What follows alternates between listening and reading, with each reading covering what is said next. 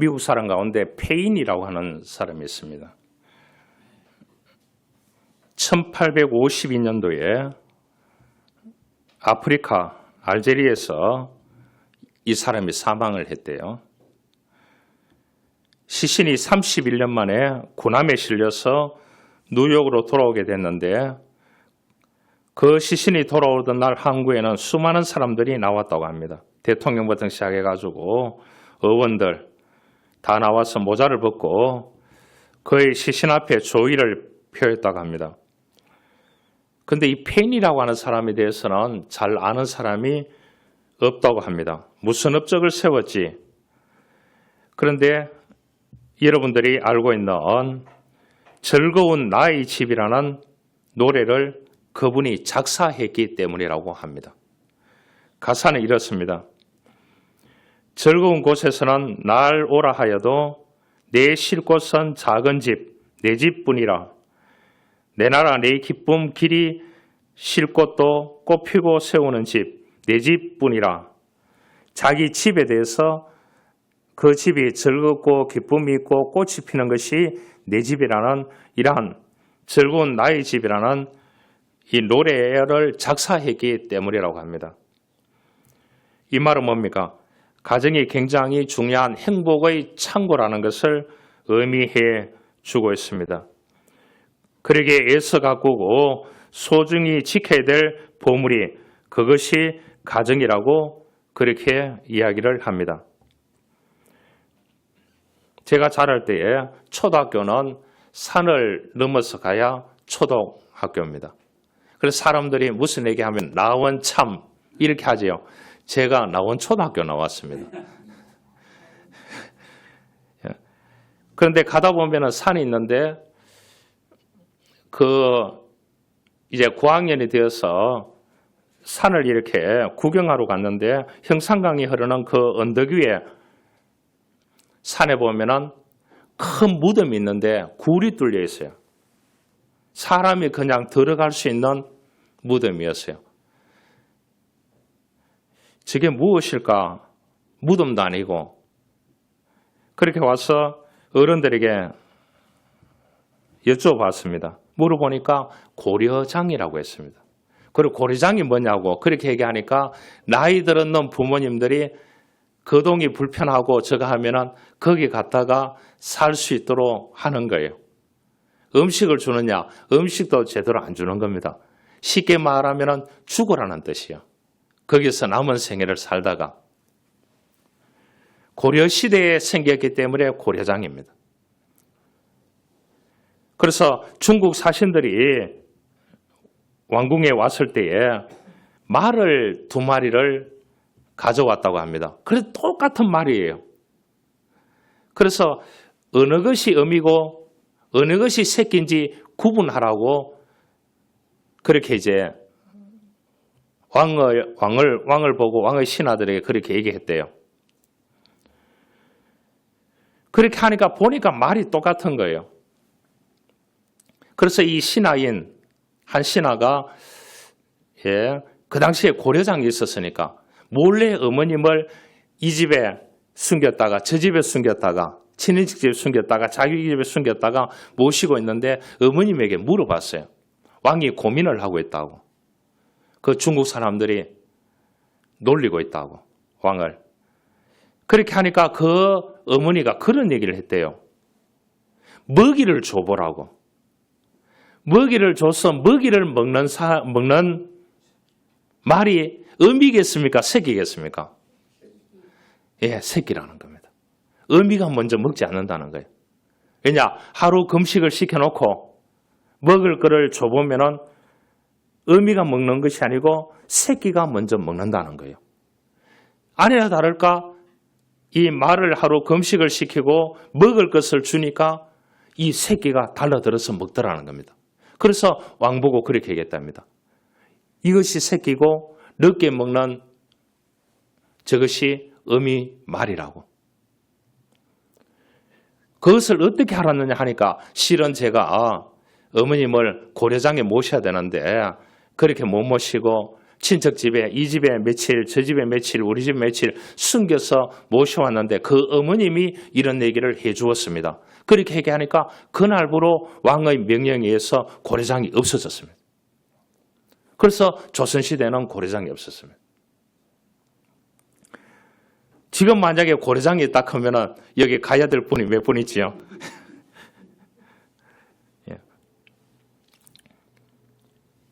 그래서 태초에 가정이 있었다. 그렇죠? 아담과 하와가 낳는 자식들 가운데 가인이 있습니다. 그 다음에 아벨이 있죠. 그러니까 아벨이 죽으니까 하나님이 주셨는 아들이 셋입니다. 그래서 가인은 첫 번째 이 땅에 태어나는 아이지 않습니까? 두 번째 태어나는 아이가 아벨입니다. 세 번째 아벨이 죽고 난 뒤에 존는 아이가 셋입니다. 그래서 우리가 셋의 후예라 그렇게 이야기를 합니다. 가인의 뜻은 어둠이고 아벨의 뜻은 여러분 허무라는 뜻입니다. 이름의 뜻이요. 진짜 허무하게 사라졌습니다. 형에 의해서. 셋이 낳는 아들 가운데 에노스라는 사람이 있습니다. 에노스가 이름의 뜻이 뭐냐? 죽을 수밖에 없는 존재라 그랬습니다. 하나님이 아담과 하와를 창조하고 난 뒤에 사람이 죽는다는 것을 얘기하지 않았습니다. 에덴 동산에서 영원히 산다고 얘기했지. 그래서 셋이 에노스를 낳고 난 뒤에 창세기 4장 26절에 보면 여호와의 이름을 불렀더라 그렇게 했습니다. 그전에는 하나님이 계신데 하나님이 인간을 창조하고 이 땅을 살도록 만들어 주셨는데 여호와의 이름을 부를 줄도 몰랐다는 거예요. 셋이 에노스를 낳고 난 뒤에 에노스가 그때부터 시작해가지고 여호와의 이름을 부르면서 여호와 하나님께 경배했다는 겁니다. 그런데 에노스는 뭐냐? 죽을 수밖에 없는 존재라는 이름의 뜻을 가지고 태어났습니다. 이제는 이 땅에서 열심히 노력하고 살되 잘 먹고 잘 살되 인간은 언젠가는 죽는다는 것을 그때부터 죽음이 시작됐다는 거예요.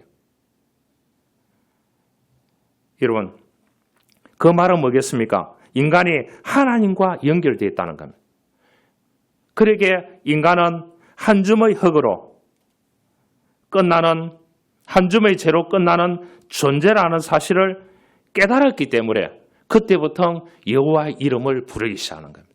하나님을 찾기 시작하는 겁니다.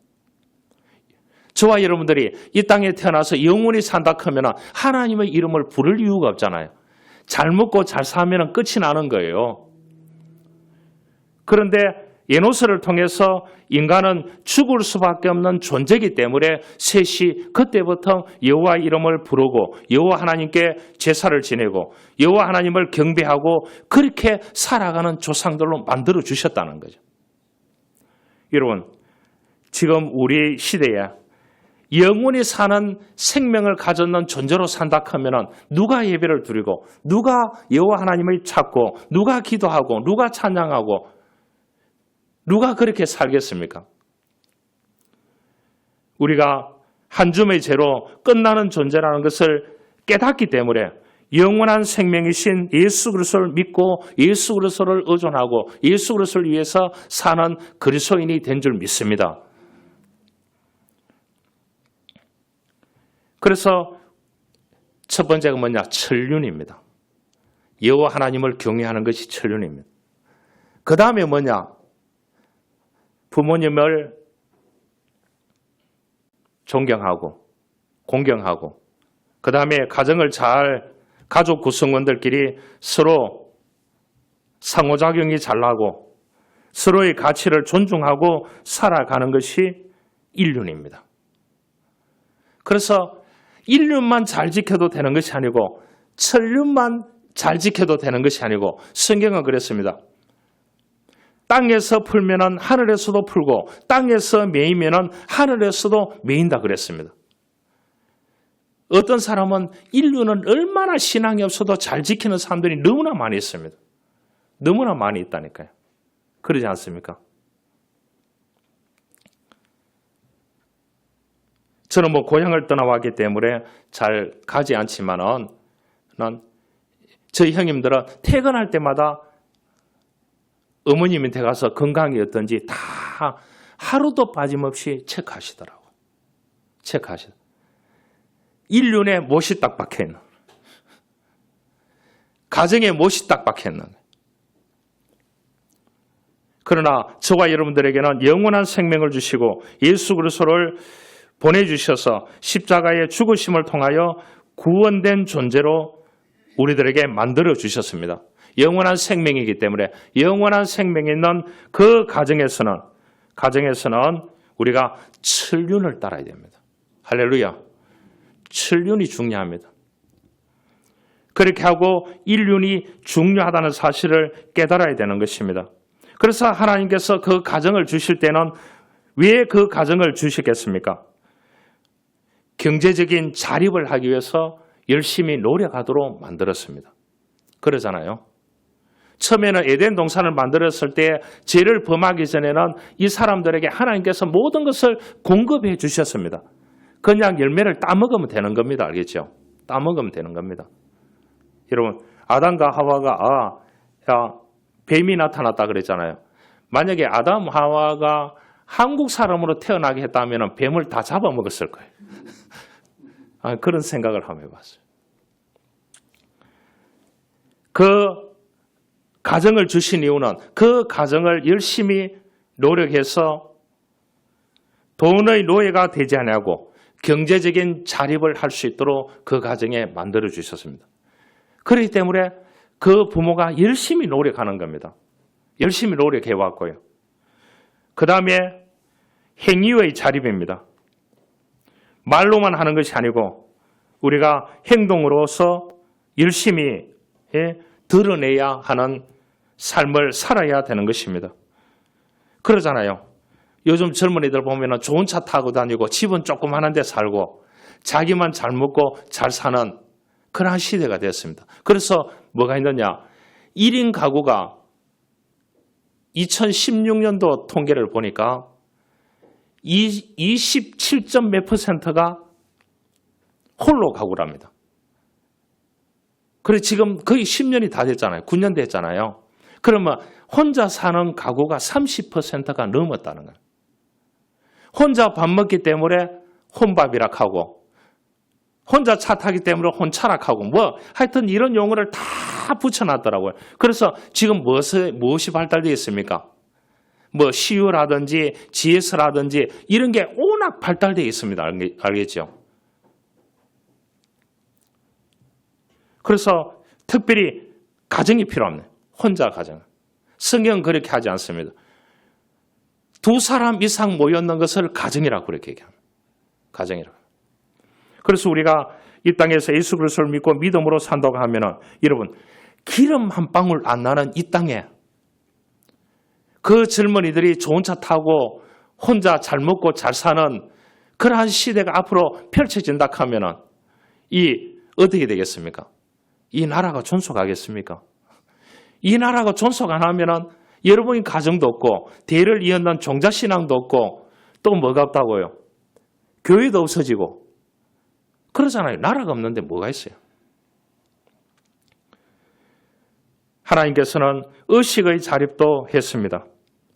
생각이 바뀌어야 된다는 거예요. 여러분, 그릇된 체면 문화가 너무나 많이 있습니다. 그러잖아요. 우리 조상들은 부모님이 돌아가시면 3년상을 치렀습니다. 왜 3년상을 치르는 줄 아세요? 아이가 태어나서 3년이 돼야 자기가 숟가락, 젓가락을 가지고 밥을 먹을 수 있대요. 그래서 3년 동안 열심히 양육을 해주니까 부모가 돌아가시면은 그 무덤에 맨날 밥에 가가지고 바치고 무덤에 운막을 짓고 살든지 왕도 3년상을 치렀습니다. 3년상을 치렀다. 그게 뭡니까? 백해무익한 우상숭배예요. 그래서 우리 민족들은 그릇된 체면 문화가 지금 다 깔려 있다니까. 체면 문화가. 예수 믿으면은 천륜을 따르면은 그 가정에서 의식의 자립이 생겨나야 되는 것입니다. 생각의 전환이 필요한 것입니다. 영적인 자립이 필요합니다. 여러분, 하나님의 말씀을 부여잡고 살아야 된다는 것을 알아야 됩니다. 예수님께서 말씀하셨습니다. 이 땅에서 빵으로만 사는 것이 아니고 하나님의 말씀으로 살아야 된다. 그렇게 얘기했습니다. 그 말은 뭐겠습니까? 매일 하나님의 말씀을 부여잡고 사는 것이 영적인 삶인 것입니다.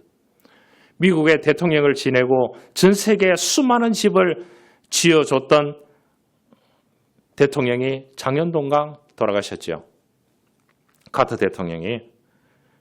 그분이 시골 마을에 묻혔습니다. 자기 고향 동네예요. 아주 자그마한 동네, 자그마한 교회에 거기에 어른들하고 어릴 때부터 같이 예배드렸습니다. 여러분, 그러한 가운데 하나님께서 예배하는 가운데 하나님께서 자기에게 주실 것을 다 주셨다고 그렇게 간증을 했는 대통령입니다. 우리는 영적인 자립을 이루어야 됩니다. 각 가정의 구성원들이요.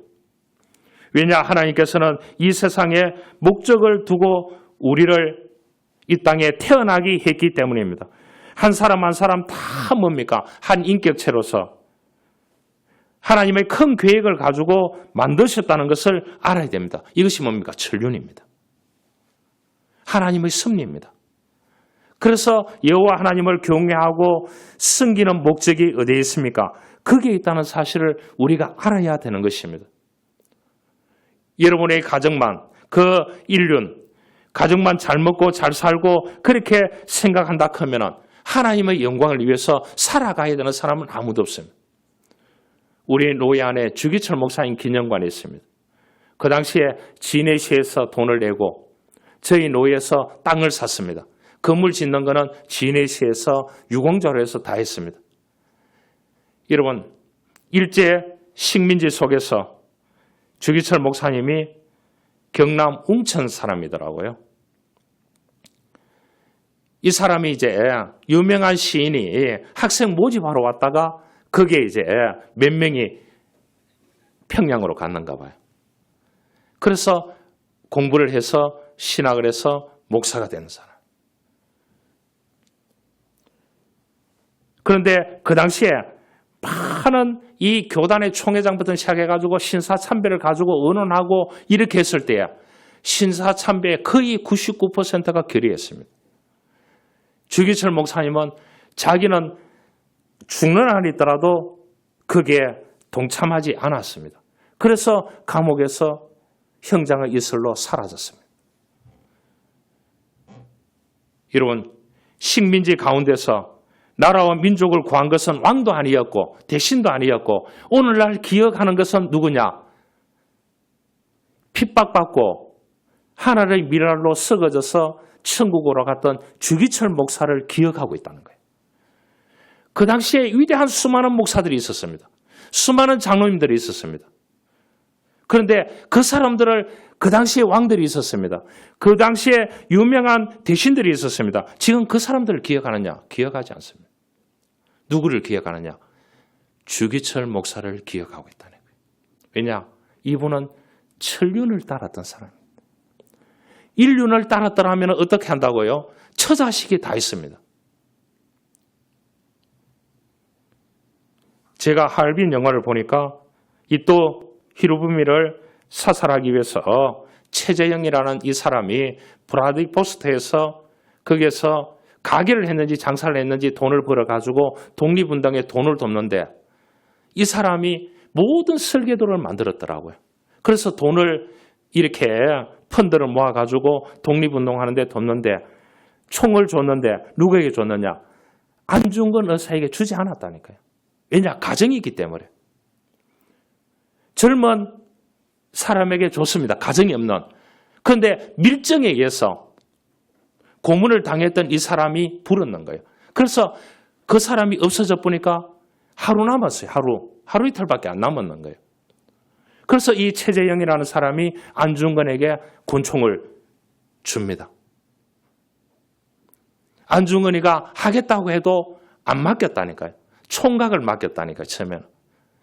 그런데 밀정에 의해서 그 사람이 죽고 나니까 이제 맡길 사람이 없는 거예요. 안중근 의사도 달라고 하고 최재형도 줄 사람이 없는 거예요. 그러니까 총을 건네는 그 순간 감동적인 장면이었습니다. 왜냐? 안중근에게는 어린 자식이 있습니다. 처가 있고 노모가 있습니다. 인륜을 저버리는 순간입니다. 그런데 받아서 그가 즐겁게 행하는 것을 봤어요. 여러분, 우리가 인륜만 따른다 하면은 하나님의 교회가 되겠습니까? 여러분, 이 땅에 하나님의 나라를 위해서 전파하기 위해서 자기가 열심히 벌었는 돈을 가지고 해외 선교하고 국내 돕고 이렇게 살아가는 그런 사람들이 생겨날까요? 그래서 예수 믿는 사람은 집은 대충 해놓고 살아야 됩니다. 일주일에 한 번 치우고요. 매일 치우는 사람은 교회에 충성하지 않습니다. 하나님을 위해서 충성하는 삶을 못 살아요. 그런 사람들도 많이 있습니다. 있지만은요, 천륜을 너무 따르려고 하면은 인륜이 안 되고, 인륜을 너무 따르려고 하면은 천륜이 안 되고, 그러나 우리가 천륜을 먼저 따라야 됩니다. 여호와 하나님을 믿는 신앙이 우리를 이 땅에 두게 했는, 이 땅에 태어나서 이 땅에 우리들에게 호흡을 주신 여호와 하나님, 그 하나님은 뭐라고요? 천륜을 따르라고 우리에게 뭡니까? 죽어져야 될 존재임에도 불구하고 곳곳에 호흡을 있게 만드신 분은 그분입니다. 그분이기 때문에 그분을 믿고 그분의 사명을 우리가 이 땅에서 살아내어야 하는 것입니다. 여러분, 각자 도생이라는 용어가 한번 생겨나서 대박을 친 적이 있습니다. 아이스크림 회사 빙그레에서 뭡니까? 투게더로 변조해서 1인용 프리미엄, 1인용 투게더, 이게 유명했던 적이 있습니다. 그런데 이게 언제 있었는 줄 압니까? 조선시대에 있었습니다. 1592년도에 각자 도생이라는 용어가 생겨났어요. 임진왜란이 터지고 그 속에서 백성들이 굶어 죽어가고 있고 이렇게 하니까 어떻게 되느냐? 왕실에서 칙령을 내렸습니다. 익자 용어로 각자 도생. 여러분의 살 길은 이 나라에서 해줄 수 없는 것이 아무것도 없다. 각자 알아서 살아라. 그렇게 얘기했습니다. 이것을 따서 2016년도에 부산행이라는 영화를 만들어서 대박을 터뜨렸습니다. 각자 도생. 부산행에서 이런 대사가 나옵니다. 각자 알아서 사는 거야. 이게 각자 도생에서 나왔습니다. 여러분, 우리가 하나님을 숨기는 오늘 이 본문에 나오는데 설명을 하면 이렇습니다. 아주 신앙적인 임금이 있었는데 요시아입니다. 이집트 군대를 밑에서 올라오는 유다를 치려고 하는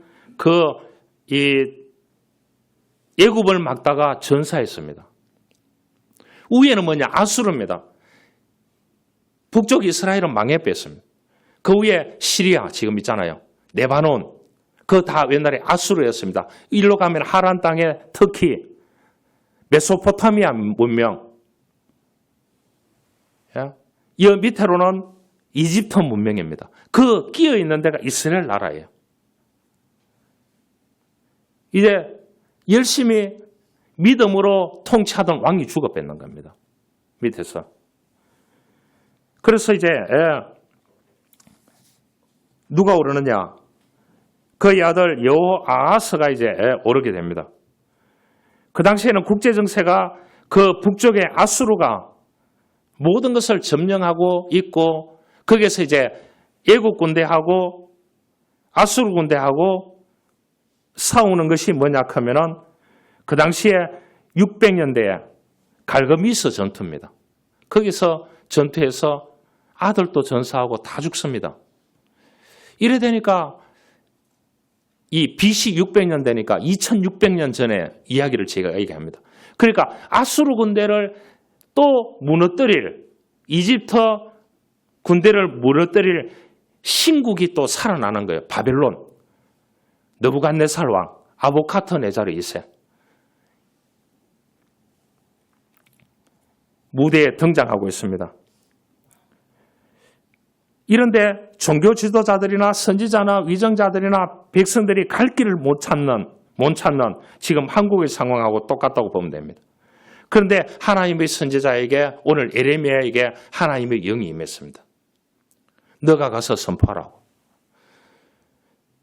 그래서 길거리에 나가서 왕에게 얘기하고 그 위정자들에게 얘기하고 백성들에게 얘기하니까 뭐라고 얘기하는 줄 압니까? 왕버튼이 저놈을 죽여야 된다고 하는 거예요. 저놈을 죽여야 된다.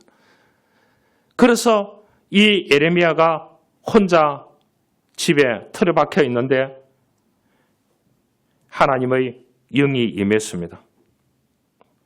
어디로 가라고요? 오늘 이 본문에 넷갑 자손에게 가라는 거죠.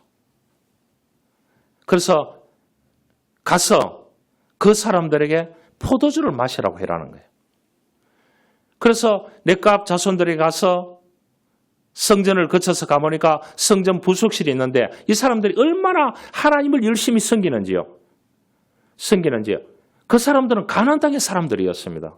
넷갑 자손 족속들은요. 12지파에도 속하지 않는 사람들이에요.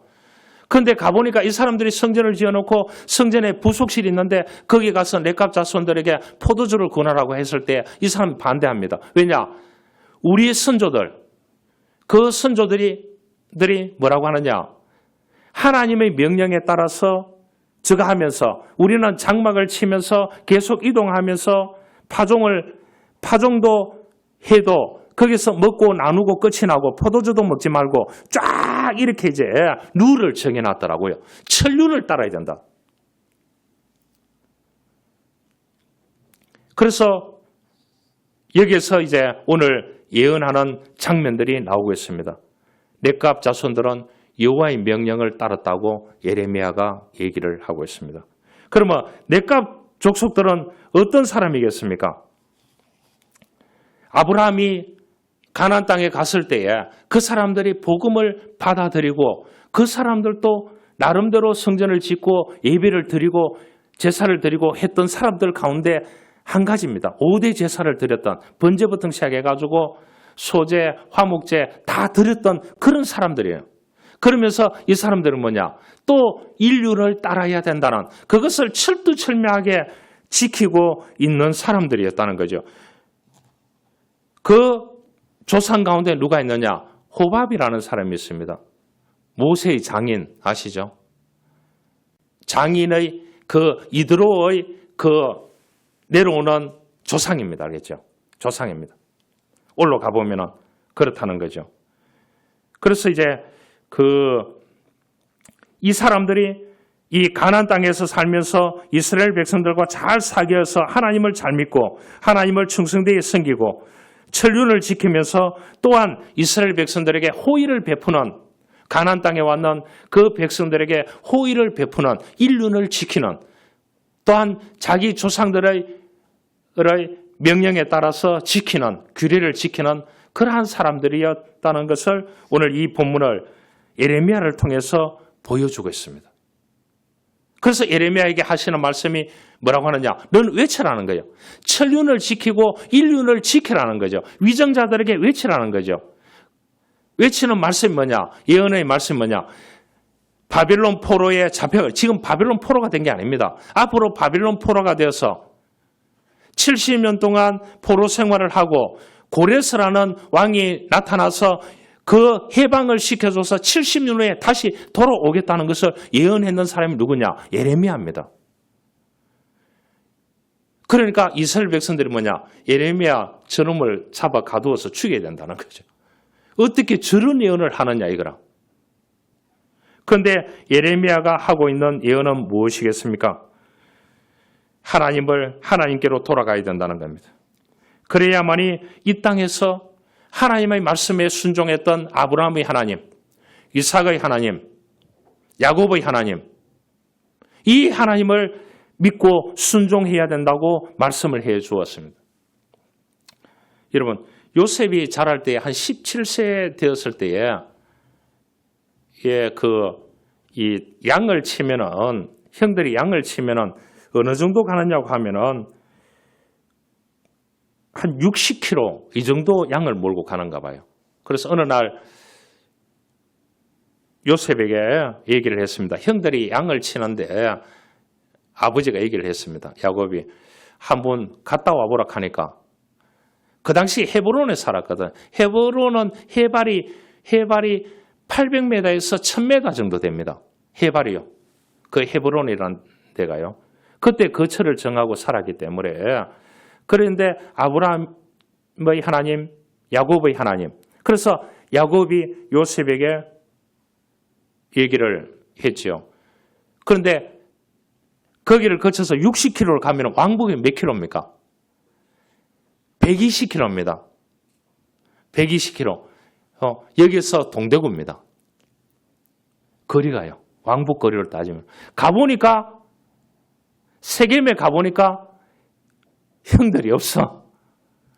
양을 몰고 또 어디로 갔는지 물어보니까 저 나단 쪽으로 갔다는 거예요. 거기서 나단 쪽에 몇 킬로냐? 24km. 그러면 여러분, 킬로수가 나옵니까? 48km에 120km 하면은 몇 킬로입니까? 몇 킬로죠? 120km에 48km. 168km.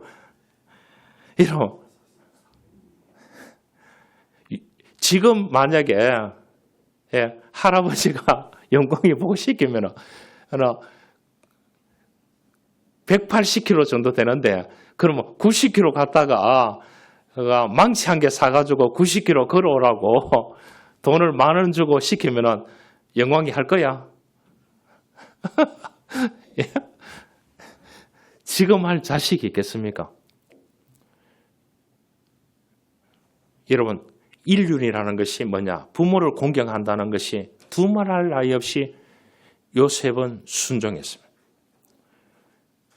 이삭은 이 땅에서 한 일이 한 가지도 없습니다. 아브라함이 고생했지요. 그런데 뭐냐? 이삭은 모리아 산에서 자기를 제물로 바치는 그 순종 한 번 합을 통해서 평생 잘 먹고 잘 살았는 게 이삭입니다. 한 번 순종을 통해서요.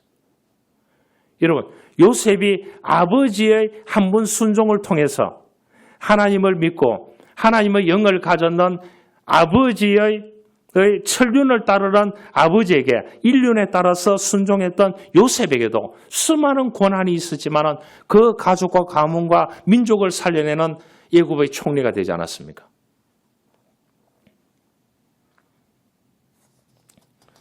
우리가 하나님께 순종하고 하나님을 경외하고 살아가는 것이 천륜인 것입니다. 믿음으로 사는 것입니다. 아브라함은 가는 곳마다 가보니까 다 제사, 예배를 드렸다는 거예요. 단을 쌓고. 여러분, 보리농사를 지어서 그를 가지고 하나님께 감사의 제를 드리고 양을 키워가지고 그 양을 제물로 바치고, 여러분, 가보면은 알지만은 안 가보고도 하나님의 말씀을 통해서 알아야 되는 것입니다. 좀 벌어놓으면은 하나님께 바치라 하니까 바치고, 조금 벌어놓고 여유 있으니까 바치라 하니까 또 바치고, 이렇게 살았던 아브라함이었습니다. 그래서 믿음의 조상이 되게 되는 것입니다. 여러분, 믿음은 계산하면 안 되는 것입니다. 여러분, 계산 너무 하면 하나님이 도와주지 않습니다. 그래도 도와주겠지만 그냥 던져놓고 기도하고 사는 것입니다. 할렐루야. 그러면 하나님께서 적절하게 이곳에 메꿔 넣으면서 하나님이 채워주실 줄 믿습니다. 이것이 천륜을 따르는 신앙인 것입니다. 우리가 하나님을 그렇게 믿어야 되는 것입니다. 여러분, 넷갑 조속들은 그 선조들이 정한 천륜과 인륜의 5가지 계율을 정해놨는 것을 그 사람들은 250년 동안 따르고 있더라는 거예요. 예레미야가 가보니까. 그래서 너무나 놀랬다는 거죠. 하나님의 영에 이끌려서 갔는데 오늘날 어떻습니까? 우리가 효라는 용어는 누가 만들어냈느냐? 공자가 만들어냈습니다. 공자가 만들어냈습니다. 그 성경은 부모를 공경하라고 그렇게 말씀을 해주고 있습니다. 여러분, 예수님께서도 이 땅에 오셔서 33년 동안 육신의 아버지와 어머니에게 효를 다했습니다. 십자가에 달려 돌아가시면서도 내 어머니를 요한에게 부탁한다고 했습니다. 요한은 40년 동안 예수님이 부탁했는 그 마리아 어머님을 책임졌습니다.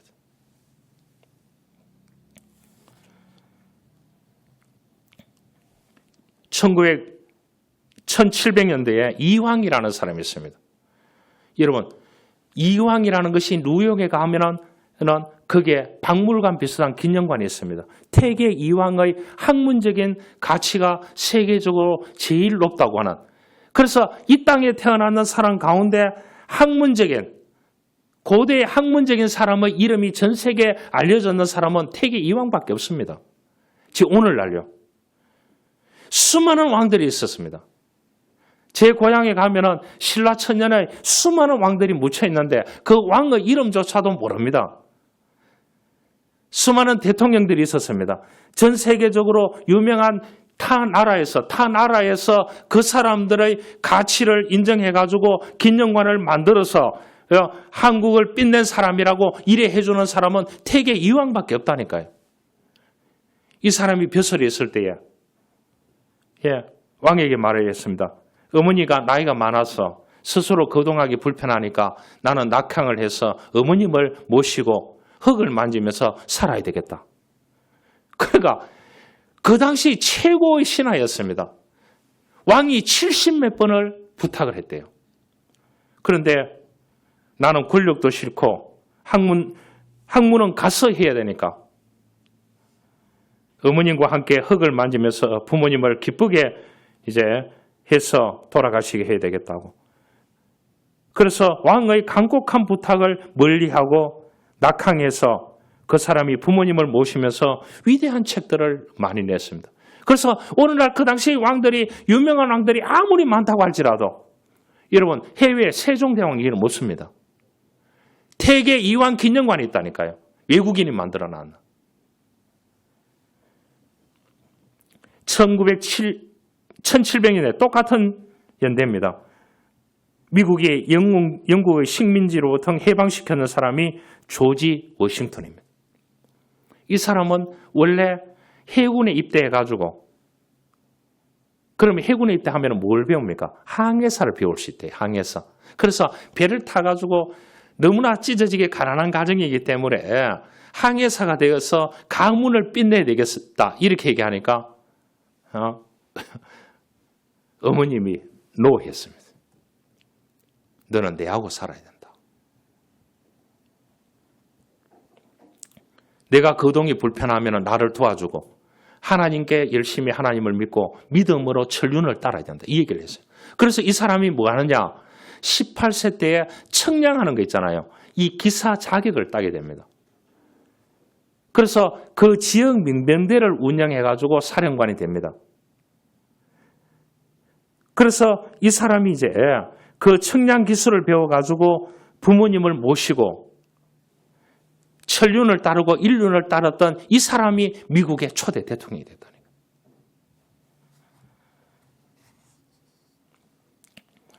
19절 한번 보시면, 그러므로 나 만군의 여호와 이스라엘의 하나님이 이같이 말하노라. 렉갑의 아들 요나답에게서 내 앞에 설 사람이 영영이 끊어지지 아니하리라고 얘기했습니다.